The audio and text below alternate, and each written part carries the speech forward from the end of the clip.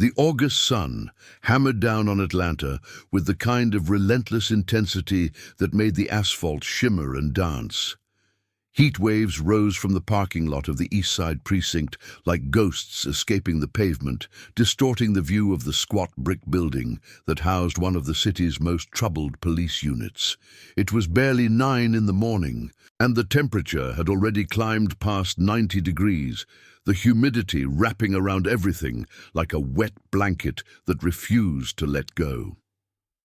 Sarah Collins stepped out of her unmarked sedan and felt the heat slam into her like a physical force.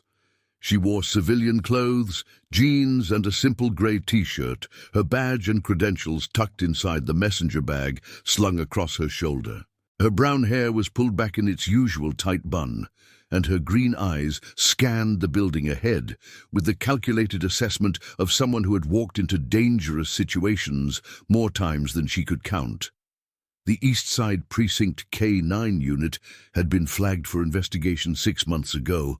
Anonymous tips about animal abuse, whispers about evidence disappearing from drug busts, complaints from officers who transferred out and never wanted to talk about why. Internal Affairs had sent 2 investigators already. The first one quit after 3 weeks. The second one requested a transfer to traffic duty, which told Collins everything she needed to know about what kind of pressure he had faced. Now it was her turn. But she was not here as an investigator. She was here as the new commanding officer of the K-9 unit. A transfer ordered directly by the chief of police after the previous commander had taken an early retirement that smelled more like a forced exit than a voluntary departure. The paperwork had been processed quietly. Her arrival had not been announced. As far as anyone at Eastside knew, the unit was still operating under the informal leadership of Sergeant Dean Mercer, a 20-year veteran who had turned the K-9 division into his personal kingdom. Collins crossed the parking lot, her boots crunching on loose gravel that had been baked almost white by the sun. She could hear dogs barking somewhere behind the main building, the sound carrying across the still morning air with an edge of agitation that made her jaw tighten. Those were not the barks of animals eager for their morning training. Those were the sounds of stressed dogs, anxious and unsettled, their voices carrying notes of fear that any experienced handler would recognize immediately. She pushed through the front door of the precinct and was hit by a wall of air conditioning that felt almost painful after the brutal heat outside. The reception area was standard issue, fluorescent lights buzzing overhead, worn linoleum floors, a front desk staffed by a young officer who barely looked up from his computer screen as she entered. Collins approached the desk and waited. The officer, whose nameplate read Patterson, continued typing for a solid 30 seconds before finally dragging his eyes up to acknowledge her presence. His expression shifted from boredom to mild interest as he took in her appearance. A woman in her early 30s, athletic build, no visible badge or uniform. "Can I help you?" he asked, his tone suggesting that helping her was somewhere near the bottom of his priority list. "I am looking for the K-9 unit," Collins said, keeping her voice neutral. "I was told to report here this morning." Patterson's eyebrows rose slightly. "Report for what exactly?" "Training observation. I am supposed to shadow the unit for a few days." This was the cover story she had prepared, simple enough to be believable, vague enough to give her room to maneuver. She needed to see how the unit operated before she revealed her actual authority. Experience had taught her that corrupt operations always looked different when they knew the boss was watching. Patterson picked up his desk phone and punched in an extension. After a moment, he spoke in a low voice, his words muffled, but his tone carrying a hint of amusement that Collins did not like. When he hung up, he was smiling in a way that did not reach his eyes. "Someone will be down to get you. Take a seat." Collins did not sit. She stood near the window, watching the parking lot, tracking the movement of officers coming and going, noting the vehicles, the body language. The small details that told stories most people never learned to read. A patrol car pulled in and two officers emerged, both of them laughing at something, their postures relaxed in a way that suggested they were not worried about supervision or accountability. One of them tossed an empty coffee cup toward a trash can, missed, and did not bother to pick it up. Small things. But small things always added up. 10 minutes passed before a door at the back of the reception area swung open and a man emerged. He was big, over 6 feet tall, with broad shoulders and a gut that strained against his uniform shirt. His head was shaved, and a thick mustache covered his upper lip. His eyes were small and sharp, and they locked onto Collins with an intensity that was meant to intimidate. Sergeant Dean Mercer, she thought, the man himself. "You the one asking about the K-9 unit," he said, not bothering with introductions. "That is right." Mercer looked her up and down with an expression that hovered somewhere between dismissal and amusement. "And who exactly sent you?" "Commander Phillips from Central Division. I'm part of a new training assessment program. It was a lie built on a foundation of truth. Commander Phillips did run a training assessment program. Collins had simply never been part of it. But she was betting that Mercer would not bother to check, at least not immediately. Mercer grunted, clearly unimpressed. "Training assessment. Right. Well, you picked a hell of a time to show up. We are short-staffed, and I do not have anyone to babysit you. I do not need babysitting. I just need to observe." Something flickered in Mercer's eyes, a calculation being made, a decision being reached. Then his expression shifted into something that might have been a smile on a less predatory face. "Tell you what," he said, "you want to observe, I will give you the full experience. Follow me." He turned and walked back through the door without waiting to see if she would follow. Collins did, her senses sharpening as they moved deeper into the building. They passed through a series of corridors, the walls lined with old photos of K-9 teams from years past, dogs and handlers frozen in moments of pride and partnership. The photos grew older as they walked, the colors fading from vibrant to muted, and Collins noticed that the most recent frames were empty, just blank spaces where new photos should have been. The corridor ended at a heavy metal door that led to the outside. Mercer pushed it open and the heat rushed back in, along with the sound of dogs barking, much louder now, the noise bouncing off concrete walls and chain-link fences. The K-9 facility was a series of outdoor runs and indoor kennels, arranged around a central training yard. It should have been a state-of-the-art facility, and at some point it probably had been, but now it showed signs of neglect that made Collins want to put her fist through something. The fences were rusted in places. The water bowls in some of the runs were empty despite the punishing heat. The concrete was stained with waste that had not been properly cleaned, and the dogs looked wrong. Collins had spent years working with K-9 units, training handlers and their partners, building the kind of bonds that turned good dogs into great ones and great ones into legends. She knew what healthy, well-trained police dogs looked like. They were alert but not anxious, confident but not aggressive. They moved with purpose and responded to their handlers with the kind of trust that could only be built through patience and consistency. These dogs were none of those things. Their coats were dull, their eyes were wild. Several of them paced their runs with the repetitive, desperate motion of animals on the edge of breaking. One German shepherd in a corner kennel was pressed against the back wall, trembling visibly despite the heat. Mercer was watching her, and Collins realized she needed to control her expression. She forced her face into neutral lines and followed as he led her toward a group of officers gathered near the far end of the training yard. There were 4 of them, all in uniform, all wearing the K-9 unit patches on their shoulders. They turned as Mercer approached, their conversations dying off, their attention shifting to Collins with expressions that ranged from curiosity to open hostility. "Boys," Mercer said, "we have got a visitor. Some kind of training observer from Central wants to see how we do things out here. The officers exchanged looks that Collins could read easily. Outsider, threat, problem to be handled. One of them, a lean man with a face that looked like it had been assembled from spare parts, stepped forward. His nameplate read, Vance. "That's so," he said, his voice carrying a mocking edge.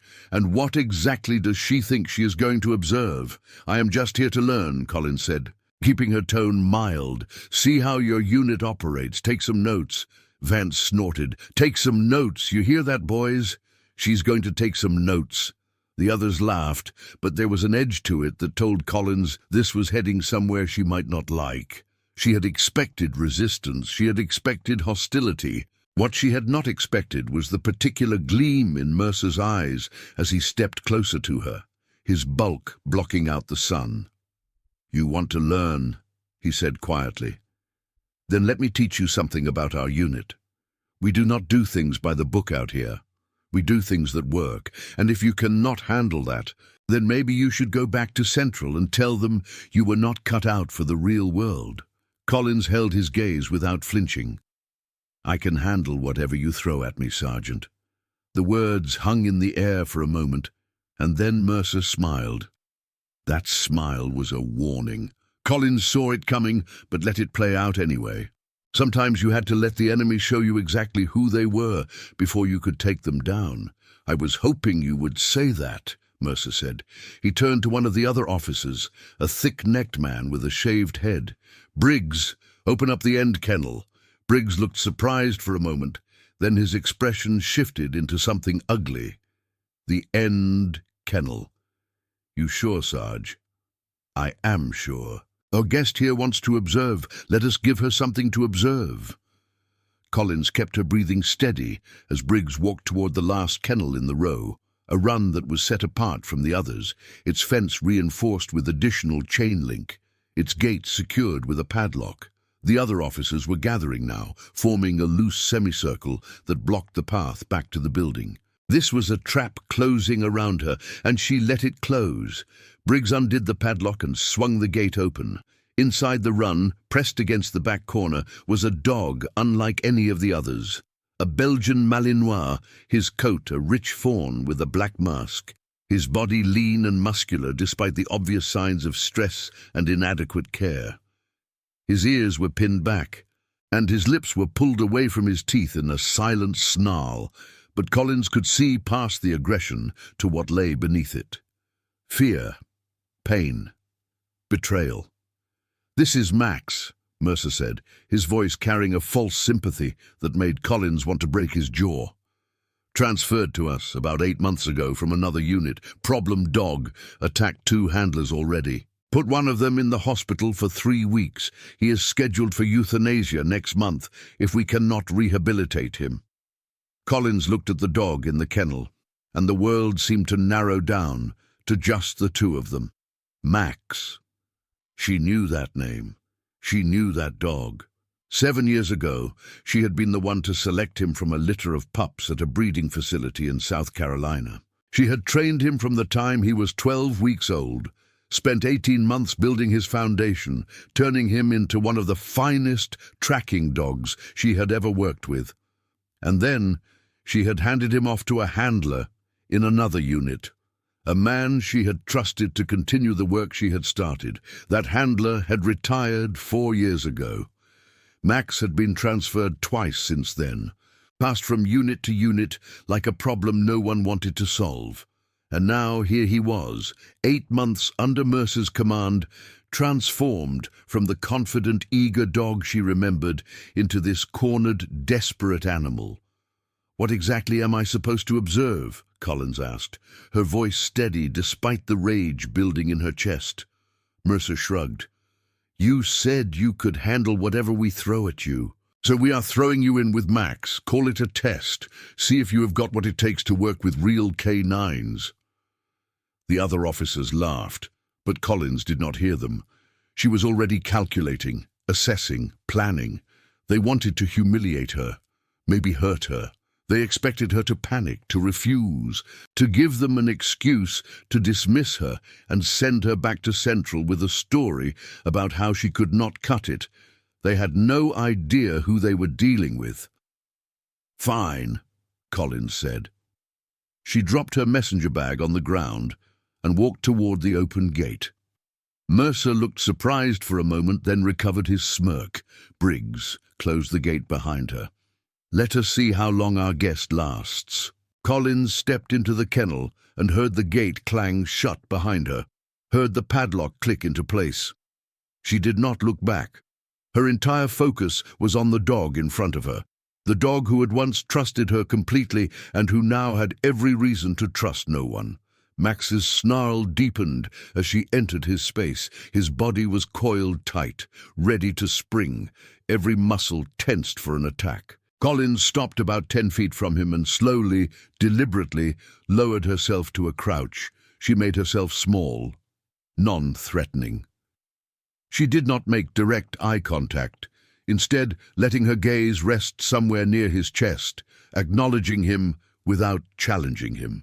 The officers outside were laughing, making bets on how long she would last. Collins tuned them out. The only thing that mattered was the dog in front of her. "Hey, buddy," she said softly, her voice barely above a whisper. "It has been a long time, has not it?" Max's ears flickered. The snarl faltered for just a fraction of a second. "I know," Collins continued, keeping her voice low and steady. "I know they hurt you. I know they broke your trust. And I am so sorry I was not here to stop it." She stayed perfectly still, letting her words wash over him, letting him catch her scent on the heavy morning air. Dogs remembered scents better than almost anything else. Scent was identity, history, memory. If any part of Max remembered her, it would start there. The seconds stretched into minutes. The laughter outside grew quieter as the officers realized she was not panicking, was not screaming for help. Mercer's voice cut through the silence. "What the hell is she doing in there?" Collins did not acknowledge him. She was watching Max, watching the war playing out behind his eyes. The aggression was still there, but it was wavering now, confusion creeping in at the edges. His nose was working, drawing in deep breaths, processing information that contradicted everything his recent experience had taught him. "Remember the beach," Collins whispered. "Remember Tybee Island. You were 2 years old. First time you ever saw the ocean. You ran straight into the waves and then ran straight back out because you did not expect it to be salty." Max's head tilted slightly to the side. The snarl had faded. His body was still tense, but the coiled aggression was unwinding, replaced by something that looked almost like uncertainty. "And remember the squeaky ball, the yellow one with the blue stripe. You loved that thing so much you used to sleep with it, drove everyone crazy with the squeaking." A sound escaped from Max's throat, not a growl, but something else. A whine that carried years of pain and confusion and the faintest thread of recognition. Collins slowly extended her hand, palm down, fingers relaxed. She did not reach toward him. She just offered, giving him the choice. "It is okay," she said. "You do not have to trust me yet. You just have to remember that once, a long time ago, you did. And I never stopped trusting you." Max took a step forward, then another. The officers outside had gone completely silent now. Mercer was pressed against the fence, his face a mask of disbelief. Max's nose touched Collins's hand. He inhaled deeply, and something shifted in his eyes, the walls crumbling, the fear giving way to something older and deeper. His tail, which had been tucked tight against his body, gave a single tentative wag. Collins felt tears prick at the corners of her eyes, but she did not let them fall. "Not yet, not here." "There you are," she whispered. "There is my good boy." Max pressed his head against her palm, and the tension drained out of his body like water from a broken dam. He pushed closer, his nose seeking out her neck, her hair, all the places where her scent was strongest. A low whine escaped him. And Collins wrapped her arms around his neck, feeling the ribs that showed too clearly beneath his coat, feeling the scars that had not been there before. She held him for a long moment, letting him remember, letting herself remember. Then she stood up, and Max stood with her, pressing against her leg with the kind of devotion that only a K-9 partner could understand. Collins turned to face the fence, faced the row of officers who were staring at her like she had just performed a magic trick. Mercer's face had gone pale, the smirk completely erased. "Open the gate," Collins said. Her voice was no longer mild. It was the voice she used on tactical operations, the voice that expected immediate compliance and got it. Mercer did not move. I said, "Open the gate." "Sergeant." Briggs looked at Mercer, waiting for direction, but Mercer seemed frozen. Collins reached into her back pocket and pulled out her badge, holding it up so the morning sun caught the gold and made it gleam. "Lieutenant Sarah Collins," she said. "I am the new commanding officer of this unit, effective immediately. I have full authority to hire, fire, and arrest anyone under my command. And right now, what I'm seeing is criminal animal abuse, obstruction of an official investigation, and assault on a superior officer. So I'm going to ask one more time, open the gate." Briggs fumbled with the padlock, his hands shaking. The gate swung open, and Collins walked out with Max at her side. The dog moving with a fluid grace that had been buried under months of mistreatment, but never truly destroyed. She stopped in front of Mercer, close enough to see the sweat beading on his forehead, close enough to smell the fear that was starting to replace his arrogance. "I want every officer in this unit in the briefing room in 30 minutes, she said. "Anyone who is not there will be considered to have abandoned their post. Anyone who tries to leave the premises before I clear them will be arrested." "Do you understand me, Sergeant?" Mercer swallowed hard. His eyes darted to the other officers, looking for support, finding none. They were all staring at the ground, at the sky, anywhere but at him. "I asked you a question." "Yes," Mercer managed. "I understand. Good. Now get out of my sight." Mercer walked away, his shoulders hunched, his stride lacking the swagger that had defined him moments before. The other officers followed, scattering like roaches when the lights came on. Collins stood in the empty training yard with Max pressed against her leg, his warmth a comfort against the chill that had settled into her bones despite the heat. She looked down at him, and he looked up at her. And in that moment, no words were necessary. They had found each other again. And now, the real work could begin. The briefing room was a cramped space on the second floor of the precinct, designed to hold maybe 15 people comfortably, but currently packed with nearly 30. Every officer assigned to the K-9 unit was present, along with several support staff and a handful of patrol officers who had heard rumors and wanted to see what was happening. Collins stood at the front of the room, Max sitting at her side in a perfect heel position that drew startled looks from everyone who had known him only as the monster in the end kennel. She had taken 20 minutes to clean him up as best she could, filling his water bowl, giving him a handful of treats from her bag, brushing the worst of the dirt from his coat. He was still underweight, still bearing the scars of his mistreatment, but he carried himself differently now, the confidence returning to his posture with every minute that passed. She let the silence build until it was uncomfortable, until the officers in front of her were shifting in their seats and avoiding her eyes. Then she spoke. "My name is Lieutenant Sarah Collins.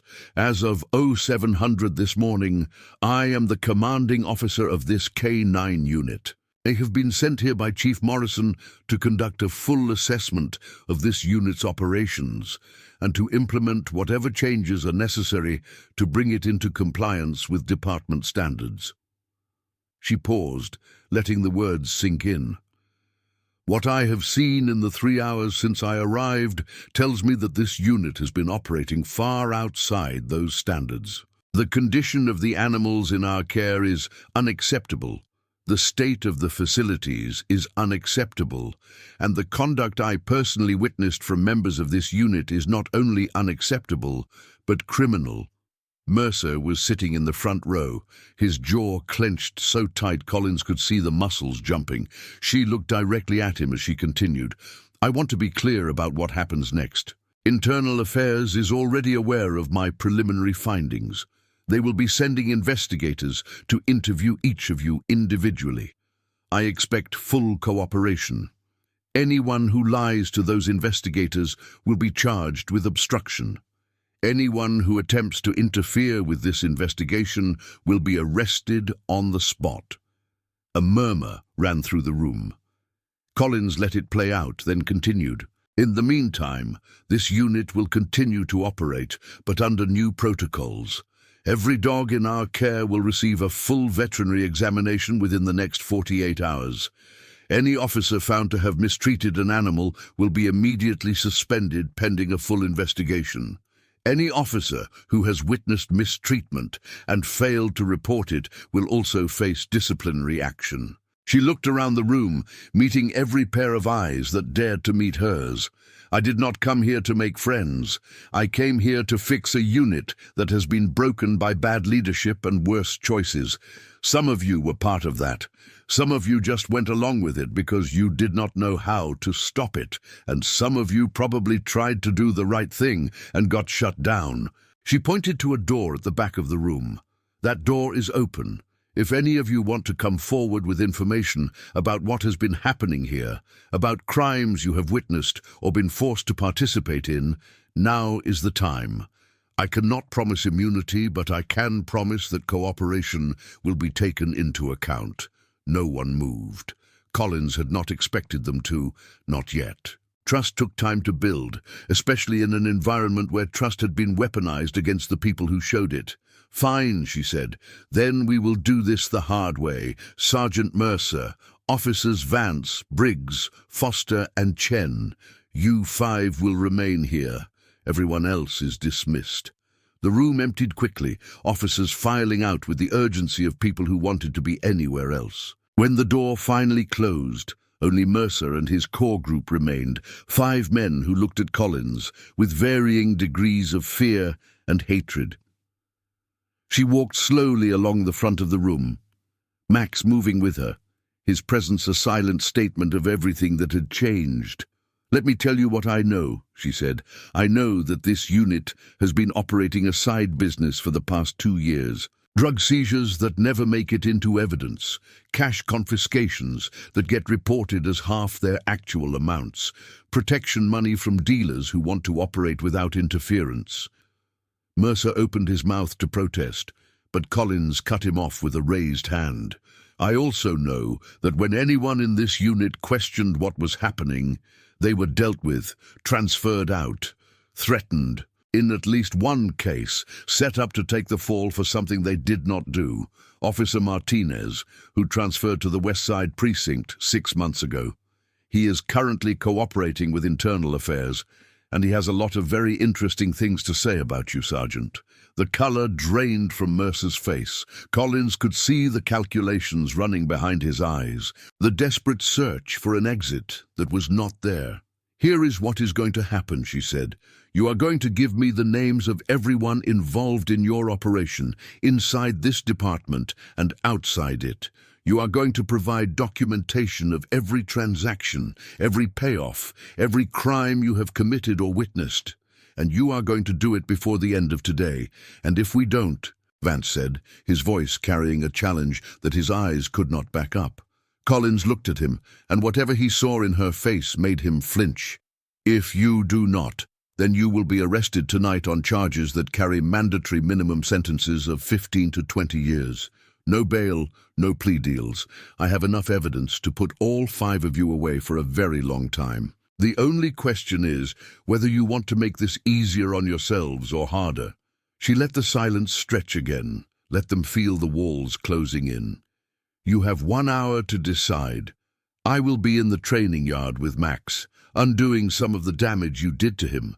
When I come back, I expect answers." She walked out of the briefing room without looking back, Max at her heel, and headed for the training yard, where so many things had gone wrong, but where, perhaps, some things could start to go right. The next few hours were a blur of activity. Collins worked with Max in the training yard, running through basic obedience exercises that helped rebuild his confidence while also giving her time to think. The dog's responses were rusty, but present. The foundation she had built years ago, still holding, despite everything that had been done to undermine it.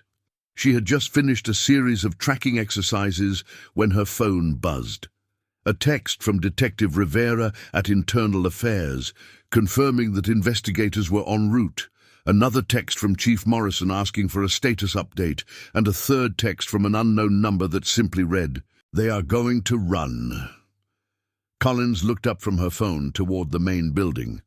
Through the windows of the briefing room, she could see movement, shadows shifting in ways that suggested urgency. Max sensed her tension immediately, his body going alert, his ears pricking forward. Collins made a quick decision. "Come on, boy, let us go for a walk." She headed not toward the briefing room, but around the side of the building, toward the parking lot where the officers' personal vehicles were parked. If Mercer and his crew were going to run, they would need transportation, and if she could cut off that transportation, she could buy time for backup to arrive. The parking lot was quiet, baking under the midday sun. Collins moved between the rows of cars, Max at her side, until she spotted what she was looking for. Mercer's black pickup truck parked at the far end of the lot, near a gap in the fence that led to a service road. She was about to move toward it when she heard voices. Two men coming around the corner of the building, heading straight for the truck. Collins pulled Max behind a delivery van and crouched down, watching through the gap between vehicles. Mercer and Briggs emerged from the shadows, both of them carrying duffel bags that looked heavy. Mercer was talking fast, his voice low, but carrying in the still air. "We hit the storage unit first, grab the cash and the product, then we head for the state line. I've got a contact in Tennessee who can set us up until this blows over." "You really think it is going to blow over?" Briggs asked, his voice uncertain. "Everything blows over eventually. Collins does not have as much as she thinks she has. Martinez is a weak link. He will fold under pressure. We just need to disappear for a while, let things cool down." They were 20 feet from the truck now. Collins made a calculation. 2 men, both armed, both desperate. She had no weapon on her, just her badge and her training, and a dog who had been abused for months and might not be ready for this kind of confrontation. But Max had been the best tracking dog she had ever trained, and tracking was not the only thing she had taught him. She leaned down and whispered in his ear, a command she had not used in years, a command that had been part of his training since he was a puppy. Max's body went rigid, his muscles coiling, his focus narrowing to a laser point. Collins stood up from behind the van. "Sergeant Mercer, I think you forgot our meeting." Mercer spun around, his hand going to the weapon at his hip. Briggs did the same, both of them facing her across 20 feet of sun-baked asphalt. "Lieutenant," Mercer said, his voice carrying a false calm that did not match the panic in his eyes.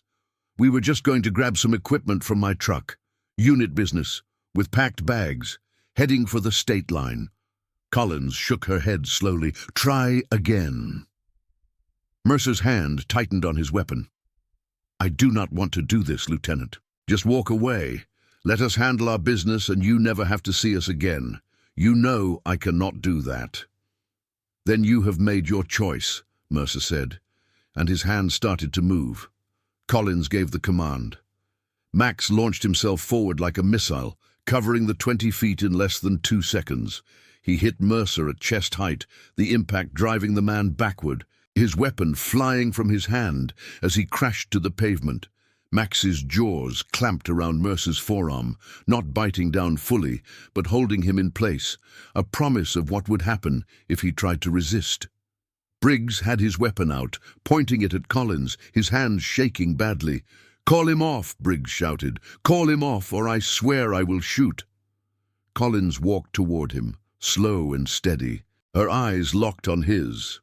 "You shoot me," she said, "and you add attempted murder of a police officer to your charges. You shoot Max, and every cop in this city will hunt you down. There is no version of this where you win, Briggs. Put the weapon down." Briggs's finger tightened on the trigger. Collins could see the fear and desperation warring in his face. The animal need to escape battling against the rational understanding that escape was impossible. And then, from somewhere behind her, she heard the sound of sirens. Multiple vehicles, coming fast, getting closer. Briggs heard them too. The fight went out of him in a rush, his shoulders slumping, his weapon lowering. "Put it on the ground," Collins said. "Hands behind your head." He complied, sinking to his knees on the hot asphalt, his eyes fixed on some middle distance where his future used to be. Collins moved to where Mercer was pinned, Max still holding his arm with patient, professional precision. She looked down at the man who had turned this unit into his personal criminal enterprise, who had abused animals and terrorized officers and corrupted everything he touched. Max, release. Max let go and stepped back, taking up a position at Collins's side. Mercer lay on the ground, clutching his arm, looking up at her with an expression that had cycled through fear and rage and finally settled on something like defeat. "Dean Mercer," she said, "you are under arrest for drug trafficking, theft, conspiracy, animal abuse, and assault on a police officer. You have the right to remain silent. Anything you say can and will be used against you in a court of law." The first patrol car screamed into the parking lot, followed by two more. Officers poured out, weapons drawn, taking in the scene with the practiced efficiency of people who had trained for exactly this kind of situation. Collins stepped back and let them work. She put her hand on Max's head, feeling his warmth, feeling his heartbeat, feeling the connection that had survived years of separation and months of abuse. "Good boy," she whispered. "You did so good." Max leaned into her touch, his tail wagging slowly, and for just a moment, everything else fell away. The arrests, the investigation, the mountain of work that still lay ahead. In that moment, it was just the two of them. Partners reunited, ready to face whatever came next. The cleanup took weeks. Internal Affairs conducted over 50 interviews, piecing together the full scope of Mercer's operation. It turned out to be even larger than Collins had initially suspected. The corruption had spread beyond the K-9 unit into patrol, into narcotics, into the evidence room itself. By the time the investigations were complete, 17 officers had been arrested and another dozen had resigned rather than face questioning. Collins worked 18-hour days, rebuilding the unit from the ground up. She brought in new handlers, officers she had worked with before, people she trusted to treat the dogs and the job with the respect both deserved. She instituted new training protocols, new oversight procedures, new standards of care that would prevent anyone from ever turning the unit into a personal fiefdom again. And through it all, Max was at her side. The veterinary examination had revealed the full extent of his mistreatment, malnutrition, scarring from shock collar misuse, signs of psychological trauma that would take months to fully address. But Max was resilient, and with proper care and consistent training, he began to heal. Collins officially adopted him 3 weeks after the arrests, filing the paperwork that made him her personal K-9 partner. There had been some bureaucratic pushback, questions about whether a dog with his history should be returned to active duty. Collins had addressed those questions directly, demonstrating Max's capabilities in a series of training exercises that left no doubt about his readiness. Their first case together came on a Tuesday morning in early September. A child abduction, a 5-year-old girl taken from her backyard while her mother was inside for less than 3 minutes. The trail was already cold when Collins and Max arrived on scene, over an hour since the abduction, the morning heat working against them. But Max was not an ordinary tracking dog. He had been trained to follow scents that other dogs could not detect. to pick up trails that seemed to have vanished entirely. Collins put him on the scent from the girl's bedroom, a stuffed animal she had been holding when she was taken, and watched as he went to work. Max circled the backyard once, twice, his nose working constantly.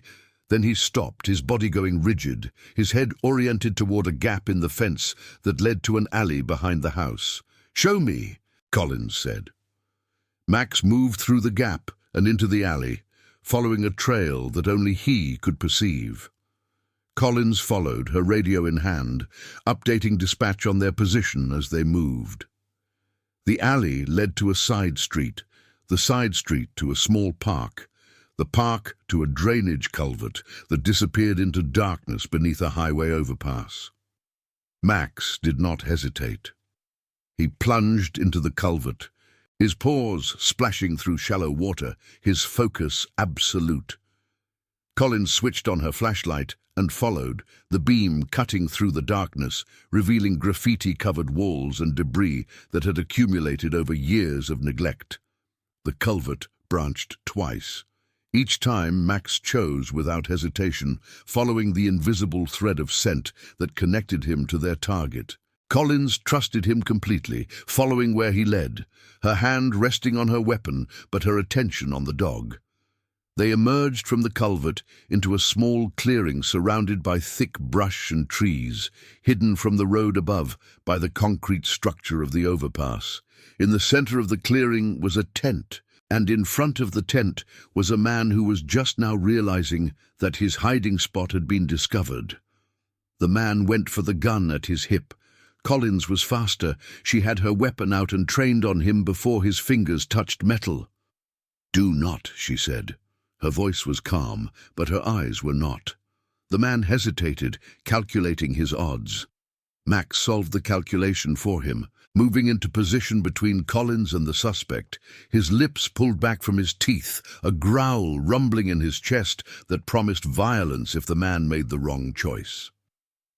The man raised his hands. Collins moved forward, keeping her weapon trained on him, her eyes scanning the tent behind him. "Where is she?" The man's eyes darted to the tent. "Inside." "She is fine, I swear. I did not hurt her. I was just going to hold her for ransom. Her parents have money. I just needed money." Collins felt a wave of revulsion wash over her, but she kept her expression neutral. She keyed her radio, calling in their position, requesting backup and an ambulance. Then she moved to the tent, pushing aside the flap with her free hand. Inside, curled up on a sleeping bag, was a small girl with brown hair and tear-streaked cheeks. She was tied at the wrists, but otherwise appeared unharmed. "Hey, sweetheart," Collins said softly. "My name is Sarah. I'm a police officer. I am here to take you home." The girl looked up at her with wide, frightened eyes. Then her gaze shifted to something behind Collins, and her expression changed. "Doggy," she whispered. Max had pushed into the tent, his posture softening from aggression to something gentler. He approached the girl slowly, carefully, and lowered his head until his nose touched her bound hands. The girl giggled, a sound so unexpected and so pure that Collins felt tears prick at her eyes. "He is ticklish," the girl said. "He is," Collins agreed. "His name is Max. He helped me find you." "Is he a good doggy?" Collins reached out and cut the ties around the girl's wrists, freeing her. "He is the best doggy. The very best." She gathered the child in her arms and carried her out of the tent, past the handcuffed suspect, through the culvert and back into the sunlight where backup was already arriving. The girl's mother was there within minutes, sobbing with relief as she clutched her daughter, thanking Collins over and over until the words blurred together into a single stream of gratitude. Collins stood back and let the paramedics do their work. Max sat beside her, leaning against her leg, his job done for now. "Good boy," she said quietly. "You saved her life." Max looked up at her and his tail wagged. That was the first case. There would be many more. Over the following months, Collins and Max became something of a legend within the Atlanta PD. Their closure rate was the highest in the department's history. They found missing children and lost hikers and escaped fugitives. They tracked drug shipments and located buried evidence, and once, memorably, found a stolen painting that had been hidden in a climate-controlled storage unit by following the scent of the particular type of paint the artist had used. But it was not just the cases that made them legendary. It was the way they worked together, the seamless partnership that seemed almost telepathic. Collins would give a command, and Max would respond before the words were fully out of her mouth. Max would alert to something, and Collins would know exactly what he had found before he could indicate. They moved as a single unit, each anticipating the other, each trusting the other completely. The other officers in the unit watched and learned. Collins made a point of sharing her training methods, of teaching the other handlers how to build the kind of bond she had with Max. Not all of them got it. Building that kind of partnership took time and patience and a willingness to see the dog as something more than just a tool. But those who did understand, those who put in the work, became better handlers for it. One evening in late October, Collins was working late in her office when there was a knock at the door. She looked up to find Detective Rivera from Internal Affairs standing in the doorway. "Lieutenant, got a minute?" Collins gestured to a chair. "What can I do for you, Detective?" Rivera sat down, looking tired but satisfied. "Just wanted to let you know that the last of the indictments came through today. Mercer and his crew are all going to trial. The evidence is solid. They are not walking away from this." Collins nodded. "Good." "There is something else," Rivera said. "We have been going through the records, trying to figure out how this operation ran for so long without anyone stopping it. And we found something interesting." Collins waited. 3 years ago, there was an anonymous complaint filed about the K-9 unit, detailed allegations of abuse and corruption. The complaint was investigated and dismissed as unfounded. She felt a cold knot form in her stomach. Who dismissed it? Captain Henderson. He retired last year, moved to Florida. She paused. "We think he was part of it, taking payments to look the other way, to make problems disappear. Can you prove it? We are working on it. But it is going to take time." He covered his tracks well. Collins looked down at Max, who was dozing on his bed in the corner of the office. 3 years ago, Max was already showing signs of stress and behavioral problems, according to his records. 3 years ago, someone tried to blow the whistle and was shut down. "Find out who filed that complaint," she said. "They deserve to know that someone finally listened." Rivera nodded. "I will see what I can do." After she left, Collins sat in silence for a long time, thinking about all the ways the system had failed. Failed Max, failed the other dogs, failed the good officers who had tried to do the right thing and been punished for it. But the system had not failed completely. Because here she was, in this office, with this dog, doing the work that needed to be done. The system was made of people, and people could choose to do better. She stood up and stretched, feeling the long day in her muscles and bones. "Come on, Max. Let us go home." Max rose from his bed and padded over to her, his tail wagging. They walked out of the precinct together into the cool October night, the streets of Atlanta spreading out around them like a maze of shadows and light. There would be more cases tomorrow, more challenges, more moments when everything seemed impossible. But they would face them together, human and dog, partners in every sense of the word. Collins opened the door of her car, and Max jumped in, settling into the passenger seat like he owned it. She slid behind the wheel and sat for a moment, looking at him. "When I found you in that kennel," she said, "I thought maybe it was too late. Maybe they had broken you so badly that you could not come back." Max tilted his head, listening. "But you came back, stronger than before, and every time I see you work, every time I see you help someone, I remember that it is never too late." "Not really." Max leaned over and licked her face, and Collins laughed. the sound surprising her with its lightness. Okay, I get it. No more serious talks. Let us go home, and you can have that disgusting beef treat you like so much. She started the car and pulled out of the parking lot, heading toward the highway that would take them home. The city lights glittered around them, millions of lives playing out in millions of ways, and somewhere out there were people who needed help and did not know yet that help was coming.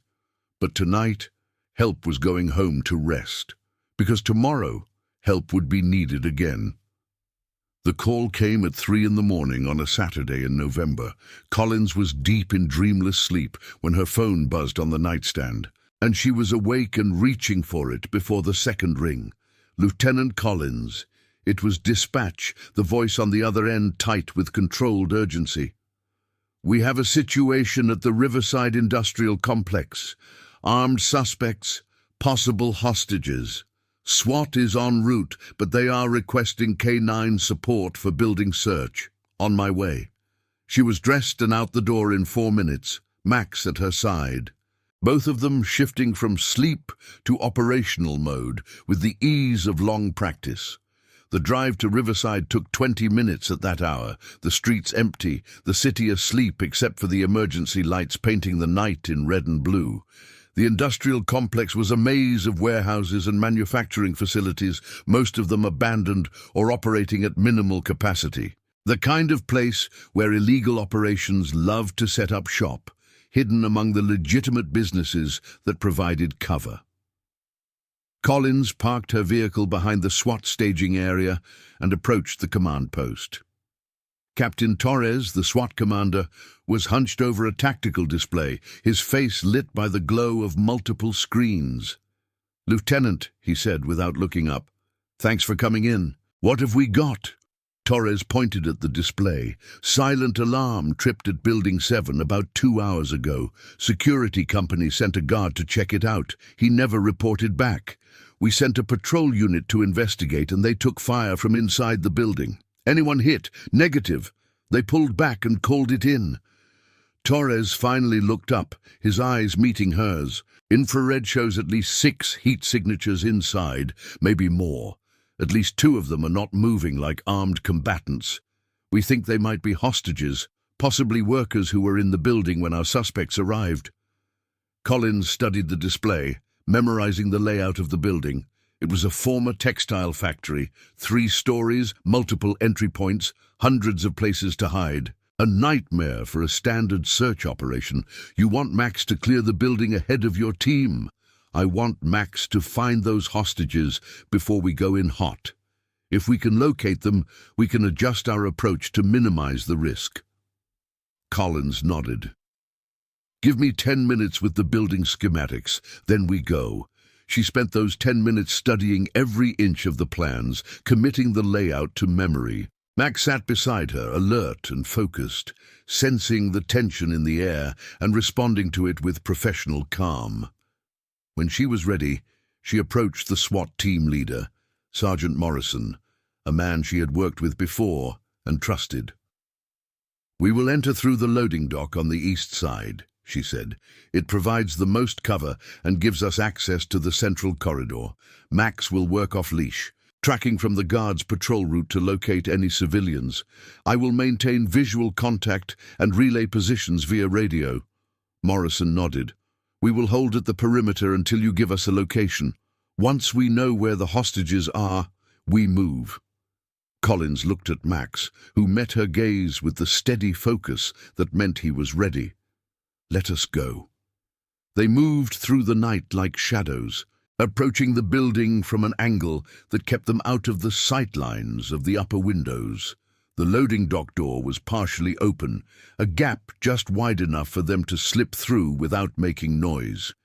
Inside, the darkness was almost complete. Collins had her night vision active, painting the world in shades of green, but Max needed no such assistance. His senses were built for this kind of work, and she could see him already processing the flood of information that the darkness concealed. She found a discarded cap near the loading dock entrance, probably belonging to the missing security guard, and held it out for Max. The dog inhaled deeply, his nose working, cataloguing the scent. "Find him," Collins whispered. Max moved forward, his body low, his paws silent on the concrete floor. Collins followed, matching his pace, her hand resting on her weapon, but her attention split between the dog and their surroundings. They passed through the loading area and into the main production floor, a cavernous space filled with abandoned machinery and piles of discarded materials. The air was thick with dust and the smell of old oil and something else, something chemical that Collins could not quite identify. Max's path was not straight. He moved in a pattern that followed the invisible threads of scent, doubling back, circling, zeroing in on the trail with increasing precision. Collins trusted his process, staying close but not interfering. After 3 minutes of searching, Max stopped. His body went rigid, his head oriented toward a door at the far end of the production floor. He looked back at Collins, then back at the door. She keyed her radio, keeping her voice barely above a whisper. "I have a hit. East end of the main floor. Door marked Storage B. Proceeding to confirm." "Copy!" Morrison's voice came back. Standing by, Collins moved to the door, Max at her heel. She listened for a moment, heard nothing, then slowly turned the handle and eased the door open. The storage room beyond was small and cluttered, filled with shelving units stacked with boxes and equipment. In the far corner, tied to a support beam, were 2 figures. One was wearing a security uniform, the missing guard. The other was a young woman in civilian clothes, maybe mid-20s. Both were gagged, their eyes wide with fear. Collins held a finger to her lips, then moved quickly to their position. She checked them for injuries, found none, and began working on their restraints. "I am Lieutenant Collins with the Atlanta PD, she whispered. "You are safe now. Just stay quiet and stay still until I get you out of here." The guard nodded frantically. The young woman started to cry, silent tears streaming down her face. Collins had the restraints off in less than a minute. She keyed her radio again. "Hostages located and secured. Storage room B, 2 civilians, both unharmed, ready for extraction. Roger that. Extraction team is moving." She turned back to the hostages. "Officers are coming to take you out of here. You need to go with them and do exactly what they say. Understand?" Both of them nodded. Collins stayed with them until the extraction team arrived, 2 SWAT officers who moved with the silent efficiency of their training. They took the hostages and began escorting them toward the exit. Collins turned to follow them out. That was when Max growled. It was a low sound, barely audible, but Collins knew that growl. It was not a warning about the people they had just rescued. It was a warning about something else, something nearby, something dangerous. She froze, her hand on her weapon, her eyes scanning the darkness. Then she heard it. Footsteps above them on the 2nd floor, moving fast, and voices, too quiet to make out the words, but loud enough to know they were arguing about something. "Morrison," she radioed. "Movement on the 2nd floor. Suspects are aware we are here. Recommend immediate entry." "Copy. SWAT is going in." What happened next happened fast. The SWAT team breached the building from multiple entry points, their coordinated assault designed to overwhelm and disorient. Collins and Max moved to support, clearing rooms on the 1st floor as the tactical team pushed up to the 2nd. There was gunfire. Short bursts, controlled, the distinctive sound of trained shooters taking careful aim. Then silence. Then more gunfire, this time not controlled at all. Someone was panicking, shooting wild, rounds punching through walls and ricocheting off metal surfaces. Collins pressed herself against a support column, Max beside her, both of them waiting for the moment when they could move again. A bullet whined past her head, close enough that she felt the air displacement on her cheek. "Shooter on the 2nd floor catwalk." Morrison's voice came over the radio. "We cannot get an angle. He has got cover." Collins looked up, scanning the darkness. She could see the catwalk, a metal walkway that ran along the upper level of the production floor, providing access to equipment and oversight positions. And she could see the shooter, a figure crouched behind a control panel, firing blind in the general direction of the SWAT positions. She made a decision. Max, heel. She moved out from behind the column, staying low, using the abandoned machinery as cover. Max moved with her, his body pressed against her leg, his focus absolute. They crossed the production floor in stages, pausing behind each piece of cover, waiting for the shooter to fire before moving again. The distance to the stairwell that led up to the catwalk was maybe 50 feet. It felt like 50 miles. They reached the stairs and began climbing, each step careful, each movement controlled. The metal rang softly under their feet, and Collins prayed that the shooter was too focused on the SWAT team to notice. They reached the catwalk level, and Collins paused, assessing. The shooter was 30 feet away, still crouched behind the control panel, still firing at irregular intervals. He had not seen them yet. She had a clear line of sight, but taking the shot was risky.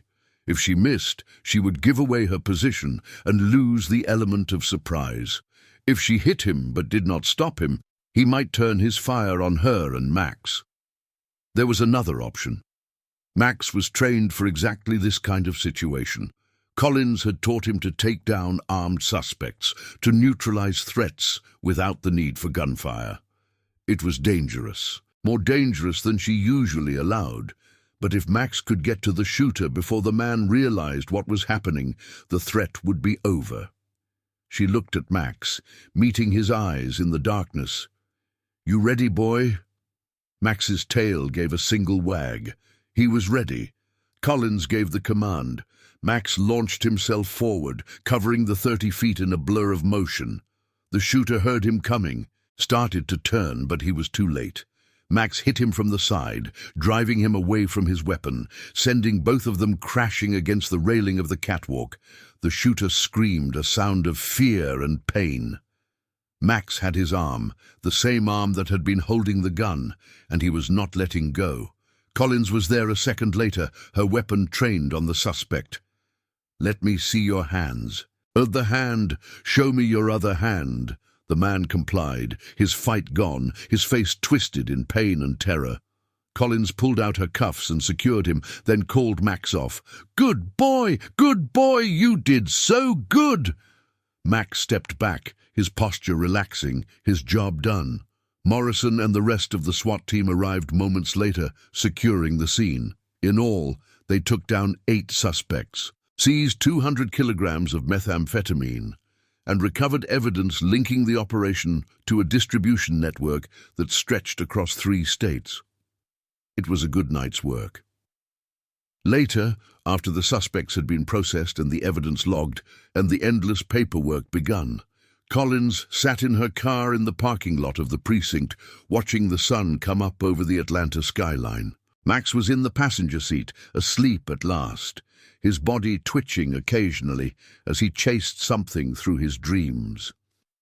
Collins reached over and rested her hand on his flank, feeling the rise and fall of his breathing.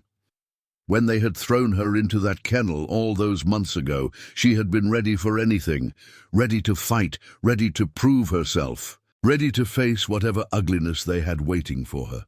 What she had not been ready for was finding Max, finding him broken and abused and scheduled for death, finding him and realizing that saving this unit meant saving him first, and that saving him meant remembering everything she had tried to bury about the dog she had trained and loved and let go.